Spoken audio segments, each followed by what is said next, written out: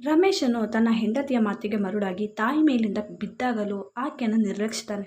ತನ್ನ ಹೆಂಡತಿಯ ಮೇಲಿನ ಅತಿಯಾದ ಪ್ರೀತಿ, ಅವಳ ಮಾತುಗಳಿಂದ ಪ್ರಭಾವಿತನಾಗಿ ಅವನು ತನ್ನ ತಾಯಿಯನ್ನು ಸಂಪೂರ್ಣವಾಗಿ ಮರೆತು ಬಿಡುತ್ತಾನೆ. ತಾಯಿ ಮೇಲಿಂದ ಬಿದ್ದು ತೀವ್ರವಾಗಿ ಗಾಯಗೊಂಡಿದ್ದರೂ ಅವನು ತಾಯಿಯ ನೋವಿಗೆ ಸ್ಪಂದಿಸದೆ ಬಾಗಿಲು ಹಾಕಿ ಹೆಂಡತಿಯ ಹಿಂದೆ ಹೋಗುತ್ತಾನೆ. ಈ ಕೃತಿಯಿಂದಾಗಿ ಅವನ ಹೃದಯದಲ್ಲಿ ಒಂದು ನಿಯಂತ್ರಣ ತೆಗೆದುಕೊಳ್ಳಲು ಆರಂಭಿಸ್ತಾಳೆ. ತನ್ನ ಆಸ್ತಿಯನ್ನು ನೋಡಿಕೊಳ್ಳುವ ಜವಾಬ್ದಾರಿ, ಹಣಕಾಸು ನಿರ್ವಹಣೆ ಎಲ್ಲವನ್ನು ಅವಳು ನಿಭಾಯಿಸ್ತಾಳೆ. ಅವಳು ಅವನನ್ನು ತನ್ನ ಹಿಡಿತದಲ್ಲಿ ಇಟ್ಟುಕೊಳ್ತಾಳೆ. ಅವಳ ಮಾತುಗಳಿಗೆ ಸಂಪೂರ್ಣವಾಗಿ ಮರಳಿಕೊಳ್ಳುತ್ತಾನೆ. ಅವನು ತನ್ನ ಸ್ನೇಹಿತರ, ಸಂಬಂಧಿಕರು ಮತ್ತು ತನ್ನ ಪ್ರಪಂಚದಲ್ಲಿರುವ ಸಂಪೂರ್ಣವಾಗಿ ದೂರವಿಡುತ್ತಾನೆ. ಅವನ ಸಂಪೂರ್ಣ ಜೀವನ, ಆಲೋಚನೆ, ಭಾವನೆಗಳು ಅವಳ ಸುತ್ತಲೇ ಸುತ್ತಿರುತ್ತಿರುತ್ತದೆ. ಅವನು ತನ್ನ ಆಲೋಚನೆಗಳನ್ನು ಸಂಪೂರ್ಣವಾಗಿ ಅವಳಿಗೆ ಒಪ್ಪಿಸುತ್ತಾನೆ. ಅವನು ತನ್ನ ತಾಯಿಯ ಸ್ಥಿತಿಯ ಬಗ್ಗೆ ಯಾವುದೇ ಯೋಚನೆ ಮಾಡದೆ ದಿನಗಳನ್ನು ಕಳೆತಾನೆ. ತಾಯಿ ಹೇಗಿದ್ದಾಳೆ, ಅವಳ ಗಾಯಗಳು ಗುಣವಾಗಿದೆಯೇ, ಆಕೆ ತಿನ್ನುತ್ತಾಳೆ ಎಂದು ಯಾವುದೇ ಕಾಳಜಿ ಇಲ್ಲದೆ ಇರುತ್ತಾನೆ. ಈ ನಿರ್ಲಕ್ಷ್ಯವು ಅವನ ಜೀವನದ ಅತ್ಯಂತ ದುರದೃಷ್ಟಕರ ತಿರುವು ಎಂದು ನಂತರ ತಿಳಿಯುತ್ತದೆ.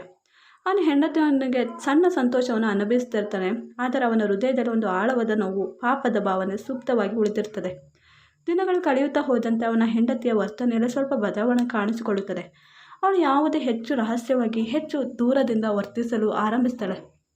ಆದರೆ ಅವನು ಅವಳನ್ನು ತುಂಬ ನಂಬಿದ್ದ ಕಾರಣ ಆಕೆ ವರ್ತನೆಯ ಬದಲಾವಣೆಗಳನ್ನು ಗಮನಿಸುವುದಿಲ್ಲ. ಅವನ ಹೆಂಡತಿ ನಿಧಾನವಾಗಿ, ರಹಸ್ಯವಾಗಿ ಅವನ ಎಲ್ಲ ಆಸ್ತಿಯನ್ನು ತನ್ನ ಹೆಸರಿಗೆ ವರ್ಗಾಯಿಸಲು ಆರಂಭಿಸಿಕೊಳ್ತಾಳೆ. ಬ್ಯಾಂಕ್ ಖಾತೆಗಳು, ಮನೆ, ಜಮೀನು ಎಲ್ಲವನ್ನು ಅವಳ ತಂತ್ರಗಾರಿಕೆಯಿಂದ ತನ್ನ ಹೆಸರಿಗೆ ಮಾಡಿಕೊಳ್ತಾಳೆ. ಅವನು ಅವಳನ್ನು ಪ್ರಶ್ನಿಸುವ ಪ್ರಸಂಗವೇ ಬರುವುದಿಲ್ಲ, ಯಾಕೆಂದರೆ ಅವನು ಸಂಪೂರ್ಣವಾಗಿ ಅವಳ ಮೇಲೆ ಅವಲಂಬಿತನಾಗಿದ್ದಾನೆ. ಹೇಗೆಂದರೆ ಹೆಂಡತಿಯ ಗುಲಾಮನಾಗಿ ಅವಳು ಆತನ ನಂಬಿಕೆಯನ್ನು ದುರುಪಯೋಗಪಡಿಸಿಕೊಳ್ಳುತ್ತಾಳೆ. ಅವನ ಜೀವನದ ಮೇಲೆ ಸಂಪೂರ್ಣ ಅಧಿಕಾರವನ್ನು ಸಾಧಿಸ್ತಾಳೆ. ಒಂದಿನ ಅವಳು ಮನೆಯನ್ನು ಮಾರಾಟ ಮಾಡಲು ನಿರ್ಧರಿಸ್ತಾಳೆ. ಈ ವಿಚಾರವನ್ನು ಅವನು ತಿಳಿಯುವಷ್ಟರಲ್ಲಿ ಅವಳು ಈಗಾಗಲೇ ಖರೀದಿಗಾರರನ್ನು ಹುಡುಕಿದ್ದು ಎಲ್ಲ ವ್ಯವಸ್ಥೆಗಳನ್ನು ಮಾಡಿಕೊಳ್ಳುತ್ತಾರೆ.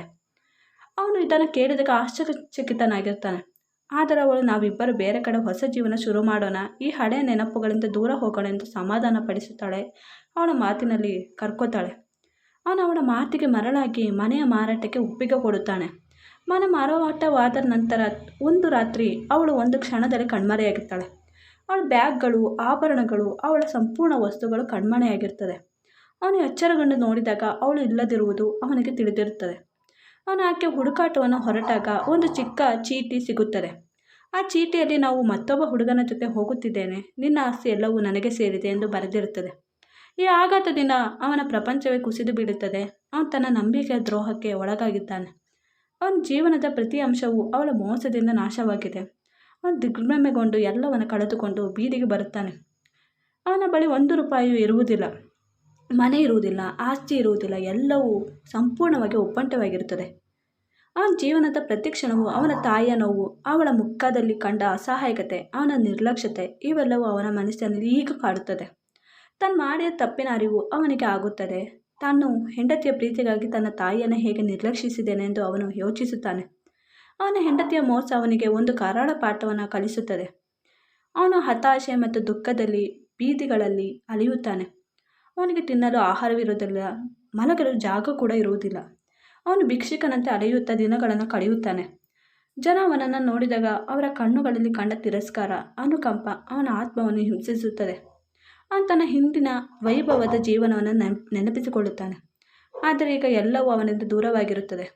ಅವನು ತನ್ನ ದುರ್ಬಲಕ್ಕೆ, ತನ್ನ ಹೆಂಡತಿಯನ್ನು ದೂಷಿಸಿದರೂ ತನ್ನ ತಪ್ಪು ನಿರ್ಧಾರಕ್ಕೆ ಇದಕ್ಕೆ ಕಾರಣ ಎಂದು ಒಪ್ಪಿಕೊಳ್ಳುತ್ತಾನೆ. ಒಂದಿನ ಅವನು ಒಂದು ಉದ್ಯಾನವನದ ಬಳಿ ಹಾದು ಹೋಗುತ್ತಿರುವಾಗ ಒಂದು ಸಾರ್ವಜನಿಕ ಸ್ಥಳದಲ್ಲಿ ಒಂದು ದೊಡ್ಡ ಟಿವಿ ಇರುತ್ತದೆ. ಅಲ್ಲೊಂದು ನಾಟಕದ ಪ್ರದರ್ಶನ ನಡೆಯುತ್ತಿರುತ್ತದೆ. ಆ ಪ್ರದರ್ಶನವು ಒಂದು ಹಳೆಯ ಕಥೆಯಾಗಿರುತ್ತದೆ. ಅದು ತಾಯಿಯ ಪ್ರೀತಿ, ತ್ಯಾಗದ ಬಗ್ಗೆ ಇರುತ್ತದೆ. ಆ ನಾಟಕದಲ್ಲಿ ಒಂದು ಮಗ ತನ್ನ ತಾಯಿಯನ್ನು ಹೇಗೆ ನೋಡಿಕೊಳ್ಳುತ್ತಾನೆ, ತಾಯಿಯ ಪ್ರೀತಿ ಮಹತ್ವವನ್ನು ಹೇಗೆ ಗೌರವಿಸುತ್ತಾನೆ ಎಂದು ತೋರಿಸಲಾಗಿರುತ್ತದೆ. ಆ ದೃಶ್ಯಗಳು ಅವನ ಮನಸ್ಸನ್ನು ಕದಡುತ್ತದೆ. ಅವನಿಗೆ ತನ್ನ ತಾಯಿಯ ನೆನಪುಗಳು ಮರುಕಳಿಸುತ್ತವೆ. ಅವನು ತನ್ನ ಮಾಡಿದ ತಪ್ಪು ಎಷ್ಟು ದೊಡ್ಡದು ಎಂದು ಅರಿತುಕೊಳ್ಳುತ್ತಾನೆ. ಇದನ್ನು ನೋಡಿ ಟಿವಿಯಲ್ಲಿ ಪ್ರಸಾರವಾಗುತ್ತಿದ್ದ ಕತೆ ಅವನ ಜೀವನದ ಪ್ರತಿಬಿಂಬದಂತಿರುತ್ತದೆ.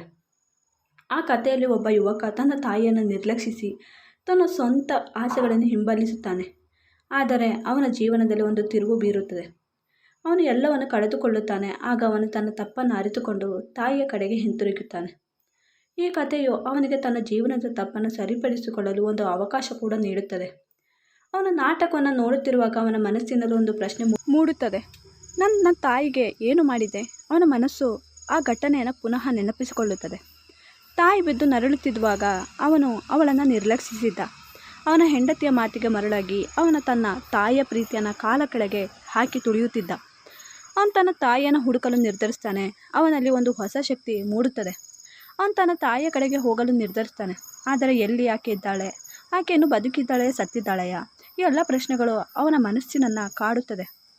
ಅವನು ತನ್ನ ಹಳೆಯ ಮನೆಗೆ ಹೋಗಿ ನೋಡಿದಾಗ ಅಲ್ಲಿ ಬೇರೆಯವರು ನೆಲೆಸಿರ್ತಾರೆ.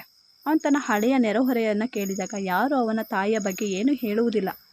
ಅವನ ಬಳಿ ಹಣವಿಲ್ಲದ ಕಾರಣ ಅವನು ನಡೆದುಕೊಂಡೇ ಹೋಗಿ ತನ್ನ ಹಳೆಯ ಪರಿಚಯದವರನ್ನು, ಸ್ನೇಹಿತರನ್ನು ಭೇಟಿ ಮಾಡುತ್ತಾನೆ. ಆದರೆ ಎಲ್ಲರೂ ಅವನನ್ನು ನೋಡಿ ನಗುತ್ತಾರೆ, ಅವನನ್ನು ತಿರಸ್ಕರಿಸುತ್ತಾರೆ. ಅವರು ಅವನನ್ನು ತಾಯಿಯನ್ನು ಕಳೆದುಕೊಂಡವನು, ಹೆಂಡತಿಯಿಂದ ಮೋಸ ಹೋದವನೆಂದು ಹೇಳಿಕೊಳ್ಳುತ್ತಿರುತ್ತಾರೆ ಎಂದು ಕರೆದು ಅವನನ್ನು ಹಾಸ್ಯ ಆಗುತ್ತಾರೆ. ಅವನ ಹೃದಯ ಚೂರು ಚೂರಾಗುತ್ತದೆ. ಅವನು ತನ್ನ ತಾಯಿಯನ್ನು ಹುಡುಕಲು ಒಂದು ಸುದೀರ್ಘ ಪ್ರಯಾಣವನ್ನು ಆರಂಭಿಸ್ತಾನೆ. ಅವನ ಬಳಿ ತಿನ್ನಲು ಆಹಾರ ಕೂಡ ಇರುವುದಿಲ್ಲ, ಕುಡಿಯಲು ನೀರು ಇರುವುದಿಲ್ಲ, ರಾತ್ರಿ ಮಲಗಲು ಕೂಡ ಜಾಗ ಇರುವುದಿಲ್ಲ. ಅವನು ಭಿಕ್ಷೆ ಬೇಡುತ್ತಾ, ಸಣ್ಣ ಪುಟ್ಟ ಕೆಲಸಗಳನ್ನು ಮಾಡುತ್ತಾ, ಬೇರೆ ಕಡೆ ಮಲಗುತ್ತಾ ತನ್ನ ಪ್ರಯಾಣವನ್ನು ಮುಂದುವರಿಸ್ತಾನೆ. ಅವನು ತನ್ನ ತಾಯಿಯ ಒಂದು ಛಾಯಾಚಿತ್ರವನ್ನು ತೆಗೆದುಕೊಂಡು ಜನರಿಗೆ ತೋರಿಸುತ್ತಾ ಅದರ ಬಗ್ಗೆ ಕೇಳುತ್ತಾನೆ. ಕೆಲವರು ಅವನನ್ನು ಹುಚ್ಚೆಂದು ಪರಿಗಣಿಸಿದ್ದಾರೆ, ಇನ್ನು ಕೆಲವರು ಅವನನ್ನು ತಿರಸ್ಕರಿಸುತ್ತಾರೆ. ಆದರೆ ಅವನು ನಿರಾಶೆಗೊಳ್ಳುವುದಿಲ್ಲ. ಅವನಲ್ಲಿ ಒಂದು ಅಚಲವಾದ ನಂಬಿಕೆ ಇರುತ್ತದೆ.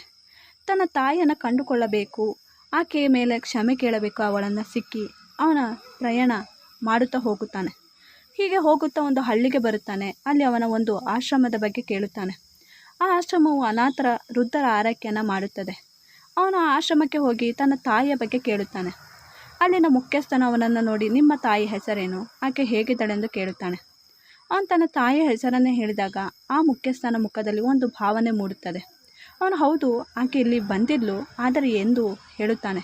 ಅವನು ಆತನನ್ನು ಅನಿರೀಕ್ಷಿತವಾಗಿ ನೋಡುತ್ತಾನೆ. ಹಾಗೆ ಹೇಳಿದಾಗ ಆತನು ಅವನಿಗೆ ತನ್ನ ತಾಯಿಯ ಕಥೆಯನ್ನು ಹೇಳಲು ಆರಂಭಿಸುತ್ತಾನೆ. ಒಂದಿನ ಒಬ್ಬ ವೃದ್ಧೆ ನಮ್ಮ ಆಶ್ರಮಕ್ಕೆ ಬಂದಿದ್ದರು. ಅವರು ತೀವ್ರವಾಗಿ ಗಾಯಗೊಂಡಿದ್ದರು. ಅವರು ನಡೆದಾಡಲು ಸಹ ಕಷ್ಟಪಡುತ್ತಿದ್ದರು. ನಾವು ಅವರಿಗೆ ಚಿಕಿತ್ಸೆ ನೀಡಿದೆವು, ಆದರೆ ಅವರ ಮನಸ್ಸಲ್ಲಿ ಒಂದು ಆಳವಾದ ನೋವಿತ್ತು. ಅವರು ಯಾವಾಗಲೂ ತಮ್ಮ ಮಗನ ಬಗ್ಗೆ ಯೋಚಿಸ್ತಿದ್ರು, ಆದರೆ ಅವರು ಯಾರೂ ಇಲ್ಲ ಎಂದು ನಮಗೆ ಹೇಳಿದರು. ಅವರು ಇಲ್ಲಿ ಕೆಲ ದಿನಗಳು ಕಾಲ ಇದ್ದರು, ಆದರೆ ಅವರ ಆರೋಗ್ಯ ತುಂಬಾ ಹದಗೆಟ್ಟಿತ್ತು. ಮುಖ್ಯಸ್ಥನ ಮಾತು ಮುಂದುವರಿಸುತ್ತಾ, ಅವರು ನಿಮ್ಮ ಬಗ್ಗೆನೇ ಹೇಳುತ್ತಿದ್ದರು, ಆದರೆ ನೀವು ಅವರನ್ನು ನಿರ್ಲಕ್ಷಿಸಿದ್ದಕ್ಕಾಗಿ ಅವರು ನೊಂದಿದ್ದರು.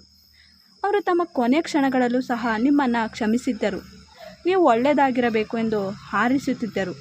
ಅವರು ನಿಮ್ಮನ್ನು ಹುಡುಕಲು ಹೇಳಲಿಲ್ಲ, ನೀವು ಕೆಟ್ಟವರು ಅಂತಲೂ ಹೇಳಲಿಲ್ಲ, ಏಕೆಂದರೆ ನೀವು ನಿಮ್ಮ ಹೆಂಡತಿಯೊಂದಿಗೆ ಸಂತೋಷವಾಗಿದ್ದೀರಿ ಎಂದು ಅವರು ತಿಳಿದಿದ್ದರು ಎಂದು ಹೇಳಿದಾಗ ಅವನಿಗೆ ತನ್ನ ಕೃತ್ಯದ ತೀವ್ರತೆ ಸಂಪೂರ್ಣವಾಗಿ ಅರ್ಥವಾಗುತ್ತಿತ್ತು. ಅವನು ತನ್ನ ತಾಯಿಯನ್ನು ಸಂಪೂರ್ಣವಾಗಿ ಕಳೆದುಕೊಂಡಿದ್ದ. ಅವನ ತಾಯಿಯ ಕೊನೆ ಕ್ಷಣಗಳ ಅವನ ಕಣ್ಣುಗಳಲ್ಲಿ ಒಂದು ಚಿತ್ರದಂತೆ ಮೂಡುತ್ತದೆ. ಆಕೆ ತನ್ನ ಕೊನೆ ಉಸಿರನ್ನು ಎಳೆಯುವಾಗಲೂ ತನ್ನ ಮಗನಿಗೆ ಒಳ್ಳೆಯದನ್ನು ಹಾರೈಸಿದಳು. ಅವನು ತನ್ನ ತಾಯಿಯ ಕ್ಷಮೆಯನ್ನು ಕೇಳಲು ಒಂದು ಅವಕಾಶ ಸಿಗದೆ ಇರುತ್ತಾನೆ.